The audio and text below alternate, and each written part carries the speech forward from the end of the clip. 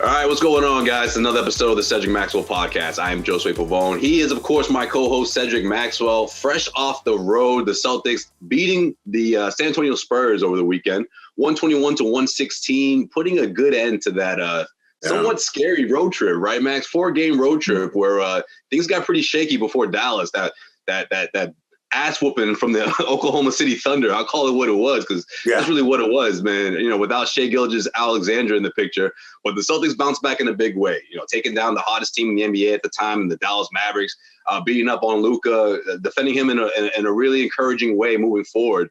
And then to see them top off the San Antonio Spurs like they did is encouraging. But of course, with the good, Max, there's got to come the bad, right? And for the Celtics, it's Marcus Smart right now. That's his left knee contusion.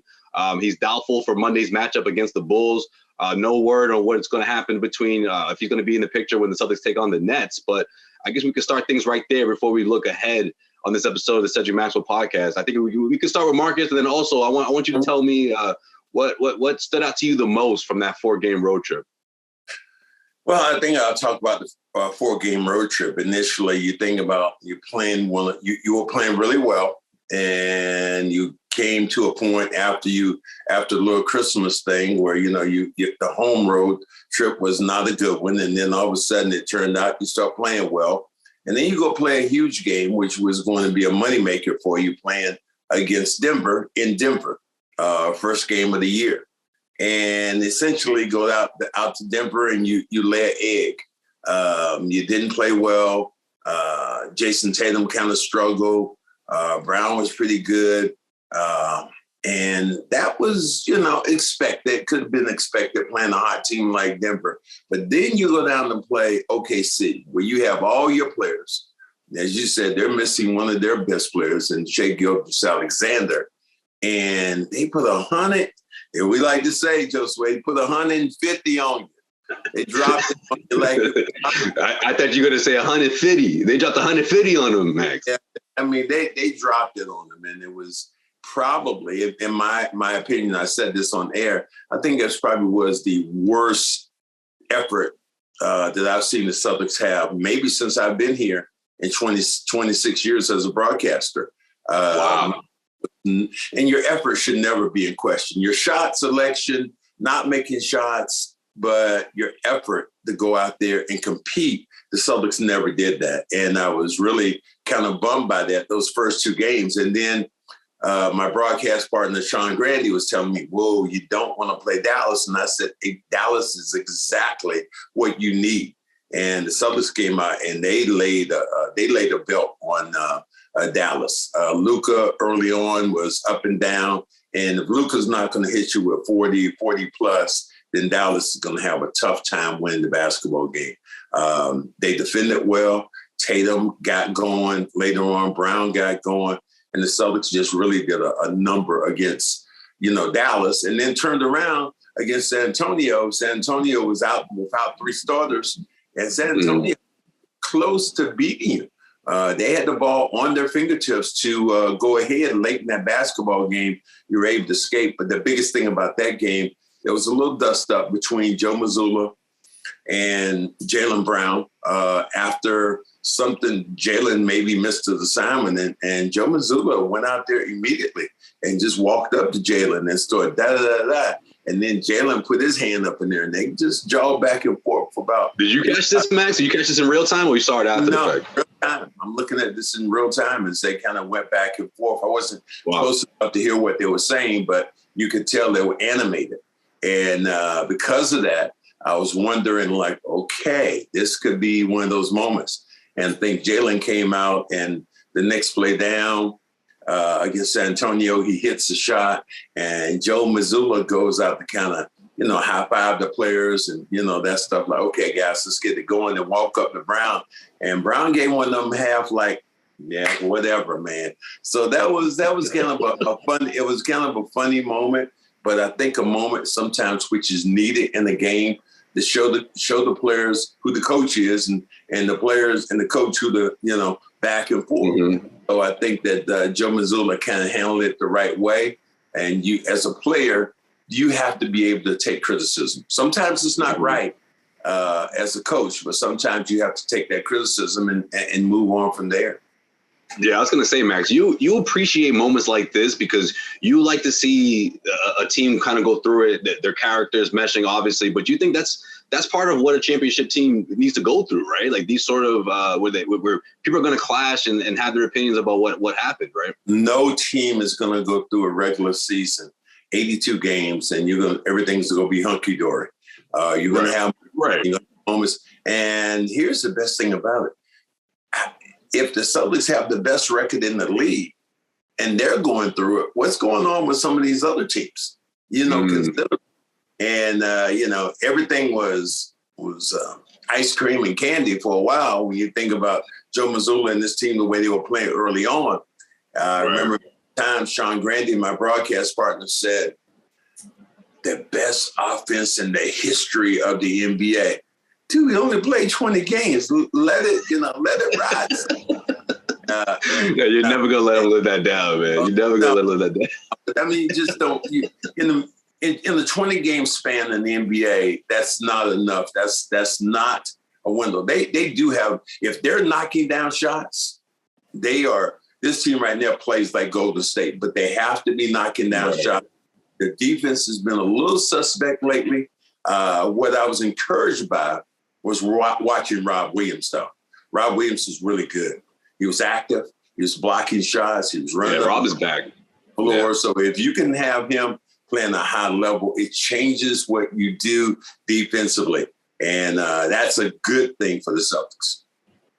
For sure. No question. And the news of Marcus Smart is just, man, like the worst timing of it because you want to see what this team's going to look like going into this week, playing against the Chicago Bulls. Well, they got a chance to even up this series because you remember what happened last time when these two teams played in Chicago. I mean, the Bulls really gave it to them, and I feel like they have a really good shot of winning that series Monday night. But we'll see what happens if the Celtics can do it without Marcus Smart. But I'm glad we're starting with Jaylen because I feel like Jaylen's been showing me so much sign of maturity. He's been known for that, right? He does that year after year, and this one has been no different. But he's taking things to another level. Like I loved hearing the story that after the OKC game that he approached Marcus Smart and was like, "Look, don't worry about it. We got this one," because Marcus Smart was ejected at the end of that one, right? Which was like the cherry on top. But he's like, "Look, don't worry about that. I'm going to get Luka," and then of course he carried out a message to the coach saying, "Look, I got Luka. I'm going to guard him." And that's the sign of a leader, and Marcus Smart talked about it after that game. Like, man, 2 years ago, Jaylen's not doing that. He's not going to be that vocal. That just wasn't who he was. But now that he's matured, he's reached this level. He's playing at an all NBA level, if you ask me, and this is sort of part of it as well. Like this is Jaylen showing who he is and when he's going to voice his opinion. And of course, you don't want to see this thing often, but every so often, hey, a star player and his coach are going to clash. I mean, that's going to happen. Both the Jays have to be that way. If you're going to win it all, you're going to have that kind of performance from both those guys, stepping up and be vocal offensively and defensively. And, telling guys how they feel. And that's how you win basketball games. You're not going to win it by I'm just sitting back watching, but I think that was a real good thing that they talked about and said, look, this is what I want to do. And they went out and they played well. Now we'll see what happens with Marcus being out. I mean, this is probably a time for a guy like Peyton Pritchard, who's kind of been so up and down this year, really hasn't had what we thought would be a Peyton Pritchard year. Maybe this is a time for him to start and come in. Derek White was really good, has been really good here. So yeah, I've liked him recently too. Brogdon has been good. So this team is really kind of playing well. If there's one guy that has probably backed down a little bit and not playing at that level, it might be Jason Tatum. Jason Tatum, who, every place you go, MVP. Well, it wasn't like that in Dallas. I mean, it wasn't like that for a little bit in Dallas, but it wasn't like that. A little bit, yeah. Second half. It wasn't like that. So you're going to look for him to have a bounce back. I don't think you can go through a whole year and just be lights out. But, here's the thing I do feel. These next couple of games will be some big games. Like you say, playing home against Chicago, getting a chance to meet Brooklyn. You're seeing Zion probably won't play, but you're still seeing a very good OKC team. So you have some good teams that are coming up. And then you finish off with 2 games in Charlotte, very winnable games, but Charlotte has gone in with, they went into Milwaukee and they laid a beating on Milwaukee. And you have That's to wonder right. what the hell's going on now with Milwaukee, because Milwaukee's losing some games at home with Giannis playing. I mean, they were down by 50. I think it was in Orlando at one time this year. So I just think that you kind of wonder right now, who's the most dominant team in the NBA? You don't really see it. And as soon as you said that, you look at Brooklyn, who was probably, that team that was right on your heels playing well, and Kevin Durant might be out for a while with a So, right before we hit record, Max. Crazy. It's unbelievable. Yeah. I just think it's unfortunate because we want to see this matchup between the Celtics and Nets. The Nets going off on a 12-game winning streak, which was snapped, but then now they're trying to start another one. We're not quite sure what's going to happen between the Nets and the Heat. That game's still going on as this is being recorded right now, but it's safe to say that this is the best brand of basketball we've seen out of Brooklyn, and everything changed essentially right when Coach Vaughn took over. He's got these guys focused and dialed in, and you've been asking about Ben Simmons. Well, he's playing defense again, and then now your best player might be out for quite some time here, Kevin Durant. It looks like a sprain. It looks like he fell, or Jimmy Butler rather, going up for a layup. Ben Simmons trying to block it, and he lost his balance, fell right on top of Kevin Durant. Now all of a sudden it looks like he could miss some time here. Well, if Kevin Durant missed some time, it's going to change what this team has done. But I still feel this way. If there's a kryptonite in the NBA for Brooklyn, I think it's the Celtics. Whatever it is, I think the Celtics have their number. If you watch how the Celtics have played them recently, they've just been the more dominant team, the more aggressive. Tatum has outplayed Durant. Jaylen Brown has been spectacular. They've had guys come off knocking down shots, and essentially they did that without Rob Williams being around. So I'm really curious to see what happens here this week with this team starting out tomorrow against Chicago. No question. And I'm glad you brought up Peyton Pritchard too, because I mean, that's why I'm so happy with this Celtics, this guard depth that they have. A couple of weeks ago, there were reports saying that, the Celtics could shake things up. And, if Peyton Pritchard's not getting the minutes that he can earn elsewhere, then maybe they should make a deal. I'm like, well, that's why you have a Peyton Pritchard, right? For moments like this, whether it's Marcus, whether it's Malcolm Brogdon. I mean, these are two guards that are prone to miss games. I mean, let's just call it what it is. Are they dominant when they're active, or is the team different when they're out there? Absolutely, 100%. But right now, it's Marcus. Malcolm Brogdon has bounced back nicely in this past week or so. He's been very efficient, on offense. So you want to see that, continue. But this is a great opportunity for Peyton Pritchard, I think. And you don't want to rush someone like Marcus Smart, because we know how important he is to this team. And hopefully this isn't a sprain. Hopefully it is a contusion, and it's just going to take some rest for him to bounce right back and get back to the lineup. Marcus takes these all the time of getting hit in the legs, right, how hard he plays coming off these picks. So, those things are expected to happen, but you do have to have those quality backups.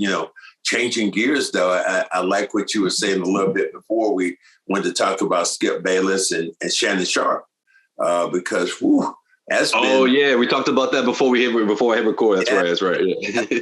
That's been like fireworks. People ask me all the time, when you're working with a broadcast partner so long, and Shannon Sharpe has been with Skip Bayless for 3-4 years now, at least something like that. No, and it's been about a decade, almost a decade now. Like 7 years, I want to say 7. I maybe I'd say 7, but I wouldn't think of it. Remember, he left ESPN to go to FS1. So yeah. Well, what they've come out to be one of the more entertaining, duos. But boy, I tell you, Shannon Sharpe Skip Bayless has touched a nerve on Shannon Sharpe from time to time. And Shannon Sharpe, no question. And recently, I just saw something and I think it kind of started when I think Shannon Sharpe was saying something about Tom Brady. And then all of a sudden Skip Bayless said, well, you're jealous of Tom Brady. And boy, he touched a nerve then, because he said, look, I'm a freaking Hall of Famer. I'm an effing Hall of Famer. And I'm not jealous about that, man. And every time I say something, you go beating me down like I have some jealousy. And it started from there. It seemed like a fuse was lit. And since it seemed like some, I don't know, like some mistrust. Like and they're getting it out on the air. And the last thing was what Skip Bayless had written right after the gentleman got hurt from Cincinnati. Bill safety, Damar Hamlin. Yeah. Which first and foremost, man, I want to say, man, prayers up to. Yeah. We're so happy for his recovery and his family, man, because he's to see a player suffer cardiac arrest during the game, man. That was one of the scariest things I've seen. Look, I didn't see it live, but when I saw it after the fact, man, I can't imagine. And those 2 days after. I think the only thing I can put that in perspective for me seeing was Hank Gathers. When Hank Gathers, the great player who played at Loyola in California, he ended up going down and essentially died right there on the floor. That was crazy. So for that to happen, but then Skip Bayless tweeted out, like he said something to the fact like, "Wow, what an important game it was." And right. Well, I got it right here. Hold on. To me, it's the second part that didn't sit well with people. But no, this is what he wrote. Yeah. Or maybe the first part. All right. Yeah, he says, okay, no doubt the NFL is considering postponing the rest of this game. But how? This late in the season, a game of this magnitude is crucial to the regular season outcome, ... which suddenly seems so irrelevant. Yes. Now, if you read a text like that, you can say it either way, right? You can say it with the tone towards the end and be like, which seems so irrelevant now, which would be insensitive, right? Or you can say, this is irrelevant, Max. It doesn't seem, that tone at the end was like, but, it just seems irrelevant. And it sounds like he's disappointed, though, Max. It sounds like he's mad that it's irrelevant. I think that to me, it seems like he's irrelevant about the importance of the game. That's what I got out of it. I didn't get anything else other than that. And, man, there are people who are, and like you said, people have found that tweet and they've gone back and forth. Some people were just blown away with his insensitivity. I think it was Terrell Owens said the most unsensitive comment ever made. He flipped out. He was livid. And I remember Shannon Sharpe the other day. They were talking on air, him and Skip Bayless, and they finally got to and Skip Bayless cut him off. And Shannon Sharpe said, I was going through my dialogue, and hell, I can't even do my damn dialogue. Yeah, that was right after they started, too. Right in the beginning. Yeah. He's like, Jenny, go ahead. You go ahead, Jenny. And it was like so uncomfortable. And he said something to the point of like, we spoke to him talking about your comment. And I was going to cut. And he said something about you were going to say you were sorry. And Skip Bayless doubled down and said, I'm not sorry. He said, I didn't mean anything. Oh, no, well, he wouldn't delete the tweet. Yeah. And I didn't. And for me, I'm like, at what point do you delete the tweet? What does it do after you delete it? And millions of people have read it already. What? How does that change anything? It's like an unofficial apology. But I'm with you, Max. I get it. But like, I don't understand why people are so like focused on that part. Like, remember the whole Jaylen thing with he tweeted out that group that was outside the Barclays Center, and people were like, and I knew eventually he would do it, but I knew he would take his time with it. And that was the thing. Like 24 hours later, well, why hasn't he deleted it? 48 hours later, Jaylen still got that tweet up. I'm like, he's gonna do it when he feels like it. He's not gonna do it because you told him to. I don't think he should have took it down. I think the tweet should have stayed. And then he says under it, he said, "Look, I was mistaken. Because once you put a tweet out there, unfortunately, it's there for the world. Nobody's going. Nobody. It's always going to be there." And people are always going to be able to read it. Someone's going to screenshot it, no matter what. Yeah, it's no need of taking it down. You make you explain what it is, and you go on from there. But that's the thing about mashing that button, Josue. Or that's the thing about being on air, doing a podcast or whatever it is.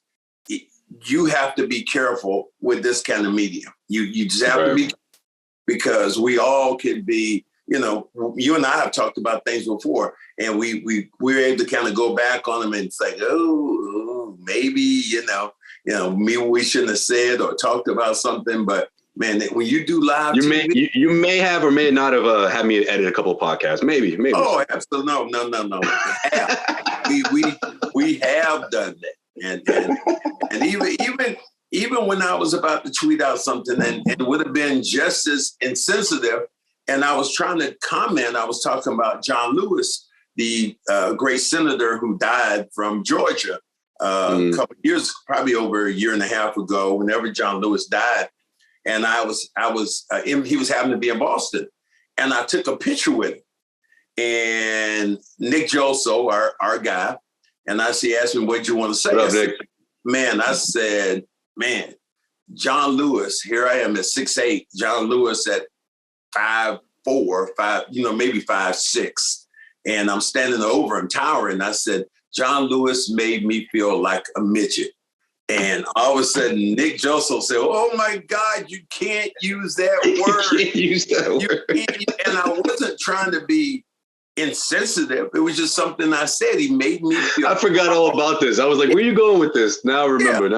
He made me feel small in stature. He felt like a giant over me. And I was just trying to say how small I felt physically.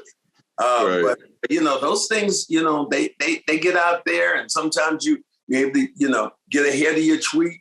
Sometimes because you do a podcast, or sometimes you tell a story like this and say, man, what happens if that goes out? That I say that and it's tweeted. Even right now, people are probably going to go, I can't believe that you would say that. But I wasn't making a comparison I was comparing him just how big, how just overwhelming this man seemed. How short he made you feel. His era made a guy at 6'8" seems like I was 5'1" standing under him. So, those things talking about broadcasting. Well, this also hit close to home, right? Because people forget about Shannon Sharpe's brother. Remember, he had a career-ending neck injury, I believe, right? And that's something that completely changed his mindset in the sense of how he wanted to navigate towards the NFL and not, spend too much time in college and all that stuff. But I just think, look, it could go either way. Like, I can understand how people would read a tweet like that and think, man, that's so insensitive. Because again, I think it's the timing of it too. I think everyone's ready to react, but also, he's been losing popularity for the past 2-3 years anyways, right? I feel like people have just been really sensitive to what Bayless says now. I don't know if he's lost popularity. I think that people just think he's a little bit more out there with his opinion, that people feel like that he's ready to step on you, that sometimes he says things in a mean-spirited way. It's like lately I've been reading tweets where he's talking about he's Team LeBron now. But forever he was, LeBron's a bum and He would get Celtics fans all pumped up. Yeah, right. Now, how do you turn from being anti-LeBron and all of a sudden like, oh my God, he's the best thing since sliced bread? So I think there are schools of thought that you have when it comes to that. I wonder what Stephen A. Smith thinks about all this. He's never going to tell you, off the record. He's never going to say anything. But you think he likes this? Oh, come on, man. Come on. It vindicates him with some of the things he's always. Oh, gotcha. Yeah. Said when it comes to Skip Bayless, because him and Skip Bayless, they butt heads, man, going back and forth, off and on. And here's the thing Shannon Sharpe has, which, unfortunately is that this man was a great athlete. He's one of the greatest football players. When you're at the Hall of Fame in football, one of the greatest football players to do it. And now his persona as a broadcaster, what he does to me, he scratches the common man's ass. And he does it so well. Because he's coming up. That's a great saying. Yeah, but he comes up there with his cigars and his bottle of liquor and cognac and this, that, and the common person just gets off on that. Whereas a goat head, that's Uncle Shannon. Whereas a goat head on TV, broadcasters have changed. He's one. I look at Perk I talked to Perk the other day. He was at the game talking about the Escalade. Man, there ain't nothing but an Escalade right there. You change that for a Pinto. So, Shannon Sharpe has done a great job. And I think people really like Shannon Sharpe. And when he goes to Skip Bayless, I think he's looked at as the good guy, and Skip Bayless is looked at as the bad guy. Mm-hmm. No question. Yeah, for sure. You know what? I didn't even think about it like that, though. The way you frame that topic, this topic that we're talking about right now, between you and Grady. I mean, man, 82 games a season. Obviously, there's a playoffs. All those deep playoff runs. 20 years of Sean Grande. You don't think there's been a time where he wanted to wring my neck or I wanted to wring his? I mean, but that goes when you are around somebody more than you are your family members. We've had 20 years together. I've spent more time with Sean Grande than anybody, my kids, my family, over the last 20 years. So those things go. You're gonna have disagreements. You're gonna have arguments, especially if both people are strong-willed and strong about a subject. And you're probably not going to. You're never going to agree always. Very seldom you're going to have. And you know what? They don't really like for you to agree. I mean, if you think about it, that's must-see TV. When you see those two guys got to go back and forth. So I'm sure that the broadcasters or the producers of the show don't really have a overwhelming problem with it until it gets, almost to the point where they look like Shannon Sharpe wanted to fight the other day. They're loving this. This is great. This is great for them. If you say one more thing, I'm going to come across this damn table and I'm going to kick your ass. Now that would have been like, whoa. That's when the producers are coming out like, whoa, hold on. Yeah. And you know the young lady, what's her name that's there?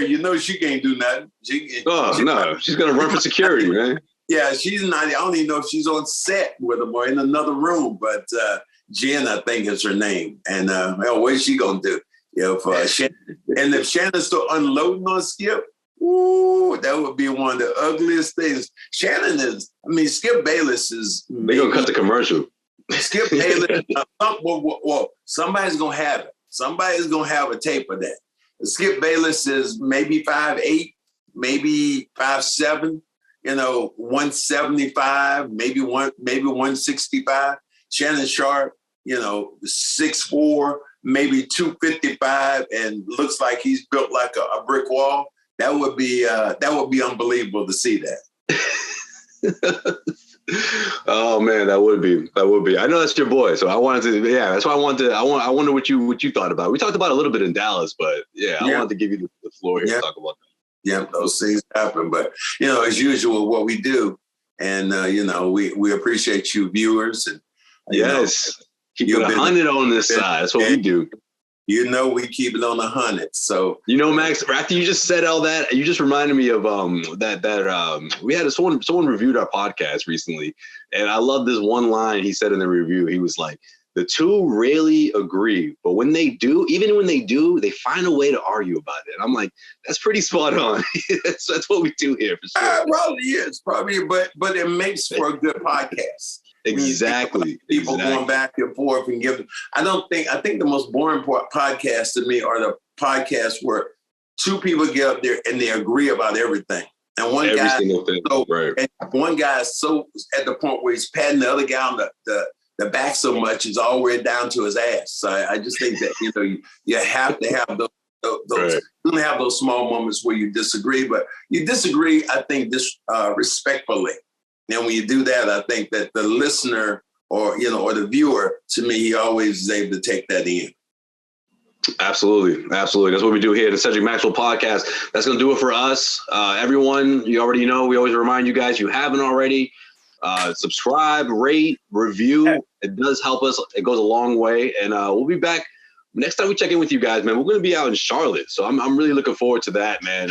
Two matchups between the Celtics and the Hornets. And, of course, it's going to be MLK weekend. So we'll have something special planned for you guys in our next episode, man. I'm looking forward to it. Peace out.